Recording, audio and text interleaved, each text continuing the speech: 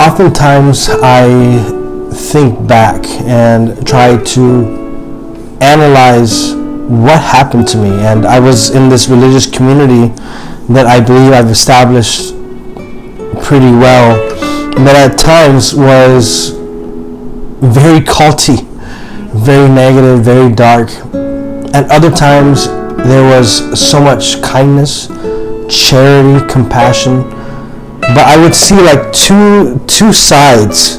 Like one side was very oppressive, very negative, and this other side was very, I could say, Christ-like and loving and understanding and charitable and just everything that I enjoyed about the religious life. And then the other side was like, you stick to the rules, you have to obey to the letter. And it was so confusing for me because they would be so strict, and yet I would see them, the superiors and even the founder, twisting things when it came to the church in general, twisting things, bending rules to fit them. And I was just so confused during my 11 years because I'm seeing a side of kindness, and then I'm seeing a side of do what we say, which now I see is very culty. That's what it is. It's very culty.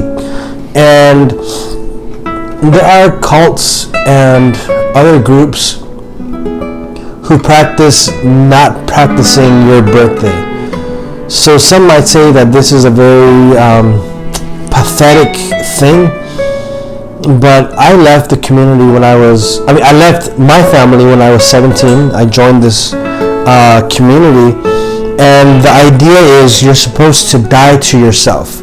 You're supposed to die to your dreams. You're supposed to die to your ambitions. If you wanted to go to school or if you wanted to do something great with your life, all that is done because now you're serving God.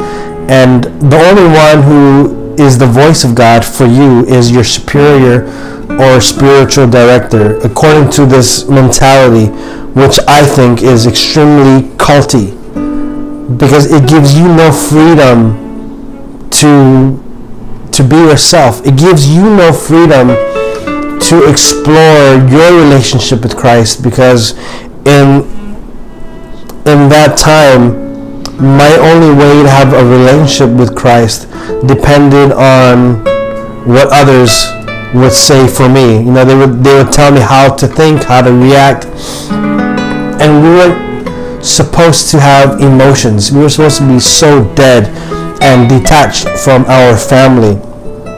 And going back to my birthday, it was taught to us that you have to be dead to yourself. You can't have enjoyment because that's like pride, or that is you're being allured by the things of the world. So I remember on one occasion I was sent to Nebraska, not because they wanted me to.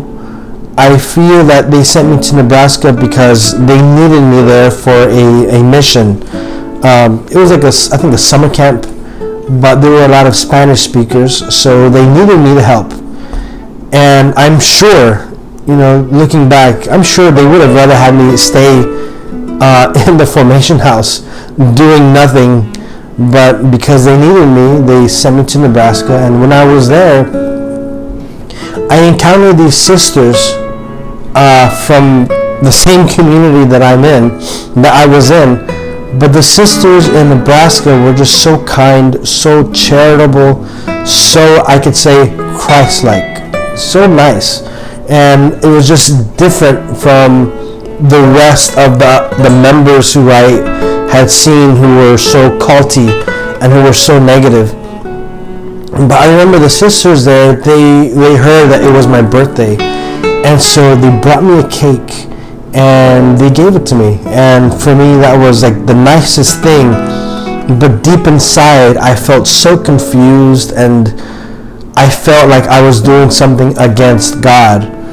But I accepted the cake. There's nothing I can do. But inside I was going through a little turmoil because, like I said, we were taught that We're supposed to be dead to ourselves, not have any pride, not give in to the devil's temptations of like self-glorification. And so when they gave me the cake and they gave me a small birthday party, it was very nice, but I felt kind of guilty. Later that day,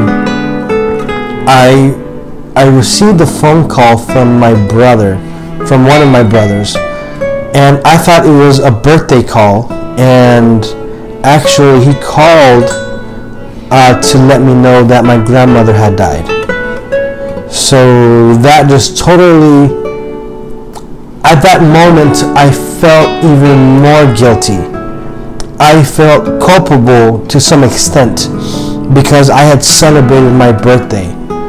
And I didn't blame the sisters because I thought that they were just trying to be nice. But I really blamed myself, and I thought it was all my fault.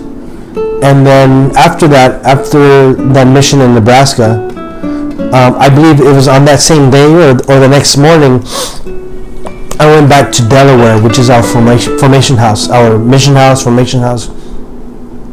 And I remember asking to talk to the superior at that time, whose name is, well, if you look back at my other podcast, you'll figure that out. But I asked to speak with him, and he was being such a prick, and he didn't want to talk to me.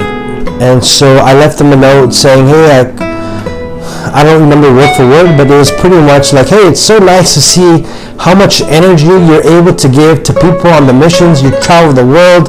That's beautiful, but it's so pathetic how in your own mission house with your own community, it seems like you don't really give much of a damn for your own sheep.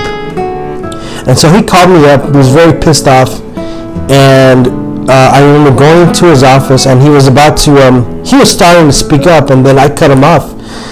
And I told the superior, this is ridiculous. I'm sorry.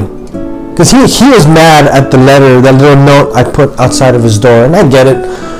But at the same time, for those of you who don't know the story, I had been in isolation for about a year.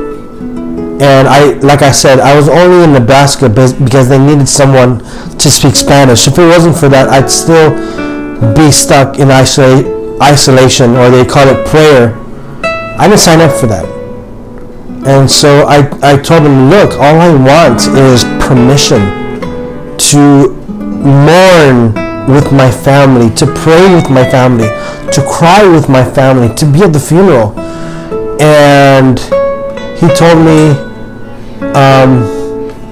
that it was my fault that I never got to see my grandmother when she was sick, which is complete BS, because when you're in a cult, you have no say. If you do anything without permission, you get shamed. You're damned if you do, you're damned if you don't. And he was just putting it in my face and saying all this stupid stuff, and it was just so painful. And I told him, look, I've obeyed every single thing that I've been told to do in this community, and I've been here at that time. I told them, I've been here for almost 10 years, and I've done every single thing that has been asked of me, even the most painful things. Even shunning my family, I've done that, because that's been my obedience. And now I'm only asking, for the first time in so many years, ever, I'm asking to be with my family, to pray with my family. That's it. If after that I have to go back to isolation, go ahead. But I just want to be with my family at least once. And he was making up stupid reasons, and I was like, look, other members, those who have money, they get to go home all the freaking time. They get to be with their families for not even a special occasion. They're able to go with their families, and I can't. All I want to do is to pray with them, to mourn with them, to be there for one thing. But all I'm asking is permission, because I will not do anything without the permission, because now that I'm out of that place, of course I'll do whatever the hell I want, but at that time your mentality is you become so infantile and you depend on them to make every single decision. Like if I have to go use the restroom, I'll ask permission. All these, small things. Everything had to be with permission. If not, it's a sin. And so this priest told me, well, I'll talk to your family. I'll talk to your family today or tomorrow, and then I'll call you up and I'll tell you what we've arranged so you can enjoy, or so you can, spend time with your family. And I felt that he had listened to me, and I was so thankful. Thank you for actually listening. So I remember going to pray, and then the next day, he calls me to his office, and he tells me, okay, amigo, I spoke with your family, and they were saying it's just so difficult financially for you to come to Los Angeles, for you to go to Los Angeles. It's better, they said, it's better you to stay here in Delaware, just pray, just stay in the prayer chapel all day, and they prefer your prayers because financially you'd be a burden. And when my brother called me 2 days before my birthday, he told me that the family wanted me to be there. So I was confused, and I asked him, is that really what they said? And he said, yes, unfortunately, they'd rather you stay in Delaware because it's just too much of a financial burden. And the crazy thing is, I believed this priest entirely. And so I remember for the first time, when I was by myself, weeping in the fields, in the cold, at night, and I could see all the stars, and I just remember weeping and just feeling so abandoned, feeling so confused, and also so guilty because just a few days before, I had celebrated my birthday. And so time passes, and I have this idea that my family saw me as a burden. And so I feel kind of negative now towards my family because I feel that they were the ones shunning me. They were the ones who saw me as a burden. And at this time, I'm really so confused, and part of me wants to leave. Part of me feels that I have to stay because they tell you this is where God wants you. So you have no thought. You have no discernment. Or at least in my case. Maybe in someone else's case it was different. But in my case, in my story, that's how it was. I couldn't think. I couldn't express myself. But my mind was just so confused. And so a few months pass, and I have this emotion that my family sees me as a burden. And then I get a call from my other brother. And he was sharing to me that he was going to be in Delaware. And so at that time, when my brother came to Delaware, I was with another superior whom I find to be Christ-like, to be nice, charitable, loving, understanding. And I asked this priest, hey, my brother's going to come to Delaware. He's driving to the East Coast. Can I have him visit? And this priest said, absolutely. If he wants to take you out, if you want to go out, spend time with your family. Enjoy this time. And so my brother comes, and he takes me out to IHOP. And I do have a picture of being at the IHOP, and I'll share that at the end of the video. But anyways, we're at IHOP, and we're enjoying pancakes, and I'm having just a grand time eating and drinking coffee. And my brother asked me, why don't you go to grandma's funeral? And for me, it was almost insulting that he asked me that, because in my mind, the narrative that I was told was that my family didn't want me there because I was a burden. And so when he asked me that, I looked at him like just so confused and almost upset. And I responded, dude, you guys didn't want me there. It was too expensive. And I remember he's drinking his coffee, and he was just shaking his head. He's like, no, that's not the reason why we were told.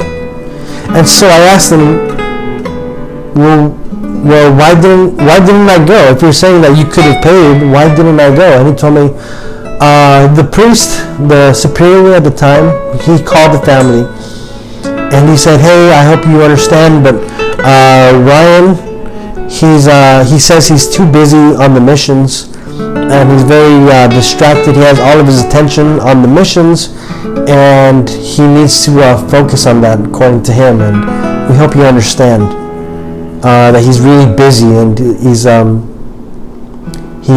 it looks like he might be unable to go to the funeral.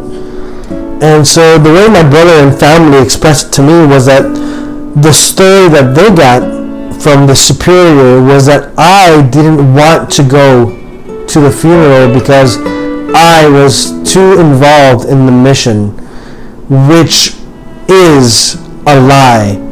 Because at the time of my grandmother's birthday, of my birthday, which was July 15, the same day my grandma died, and that was the last day of my mission in Nebraska. So by July 16th, I was doing nothing. I was back in Delaware doing absolutely nothing. So my brother asked me, so what kind of missions were you doing? And I told him nothing. And he asked me, so what'd you do, after your birthday? What'd you do in Delaware? Were you doing some kind of a special mission or activities? Absolutely nothing. I was back in isolation, feeling guilty. And so after that, I remember we were leaving the IHOP, and I had to have like a fake smile still, and we took pictures, but I was just so confused, so lost, because there for my grandmother's funeral, I couldn't be there because of a lie. I couldn't be there because of what this priest had told me and what he told my family. I know that some people might think, oh, I'm being emotional and whatever. I don't care. I don't care what you think. All I know is what I felt was being deceived. And that's not what religion is about. Religion is not about deceiving people. It's not about lying to family members. It's not about cheating someone of their goals or their ambitions and telling them that they have to follow a path. Religion is not about shaming someone for wanting to spend time with family or wanting to mourn. And so at that time I felt so broken because part of me for the longest time felt guilty because I had celebrated my birthday with the birthday cake. And then so years later I left the community, and just last year my father died, and it's still hard, but this time when I experienced a death in my family, I felt so much better because I was there with the family. I was able to mourn with them, cry with them, pray with them, talk with the family, hug my mom, hug my brothers and my cousins, and even at my father's deathbed, I was able to hold his hand and I was able to embrace him. And even now, when I think of that memory of my last embrace with my dad, it's like as I'm seeing that memory, I can still feel his embrace. And for me, that's so healing because I'm almost 100% sure that if I was still under Father Bing, the founder of that community, I would be in so much trouble for even bringing up wanting to be with my family, because that's how they treated me for the longest time. So if they were to say to me, oh no, we give you permission, I don't know, BS, because the only people who really got to see their families from when I was there was those who have families who donate thousands of dollars, a lot of money. And if you're not a big timer, they treat you like a slave, they treat you like scum. And I know I'm not the only one who hasn't had permission to be there for a funeral. And I know that there are other members who have also been separated from their families, or they've been told you can't go to the wedding because you need to practice detachment. But then yet you see other brothers and sisters get permission. And I'm not angry at those other brothers and sisters who get permission. That's cool. If they're able to be with their families, that's great. But it's just not fair that in my journey during that time, I felt I was made to feel that it was my fault. And so I'm glad I left that place. I'm glad I left Father Bing. Excuse me. But at the same time, I'm just thankful also that I'm on this healing journey, and that I see that having a birthday cake, celebrating my birthday, isn't against God. It isn't against goodness. There's nothing evil about having a birthday cake or celebrating life. There's nothing evil or demonic about wanting to mourn with your family. I think the evil part is that they lied to me. I think the evil part is that they deceived my family, and that they gave them the narrative that I didn't want to be with them because I preferred to be on the missions. I think that's evil. I think that's not what religion is about. But sadly, that's what religion is becoming when these knuckleheads use it for their own advantage, use it to suppress people, put people down, oppress people, and they get to travel the world. They get to see their families, while the rest of us, or like in my case, my family I'm expected to ask money from my family every month. And so I'm going to end it there. But like I said, the healing journey from feeling guilty when my grandmother died to going through my own healing journey when I left the community, and the peace that I have being there with my dad, being there with my mom, being there with my family. I think it was just, it really brought a lot of consolation. And sorry, my app. It really brought me consolation to be with my family. And if you have a family member who's in a cult or even in an abusive environment, a toxic environment, never give up on them. Because when I was with my dad on his deathbed, he would always call me and he'd give me hugs, and it was just so great. And even before he was on his deathbed, he would tell me that he supported my journey for healing. And I know if I were still in the cult, I would never have heard those words from my dad that he supported my healing journey. And even when I was leaving the community, when I left that cult, my mom and my dad were always so supportive. Even though at times we didn't meet eye to eye, even at times we didn't understand each other, they sure as hell didn't understand me because I was a complete mess. But they were there. So that's what I want to challenge all of you who might have family members or best friends who are stuck in a cult or in those abusive environments. Always show them your support. Be able to listen to them and just show that you love them. And with that, I want to thank you all. And I'm going to leave a few videos of my dad's funeral and of a picture from when I had just left the IHOP. And I don't know if you can tell in that picture, but I'm fake smiling so hard. I know because I know what I was feeling. But I'm going to leave that picture, and I hope that my healing journey, as I'm documenting it here for YouTube and on the podcast, I hope other people can learn from it and hopefully also learn from my mistakes and learn from my journey for healing. So thank you so much for being here. Much love. Peace.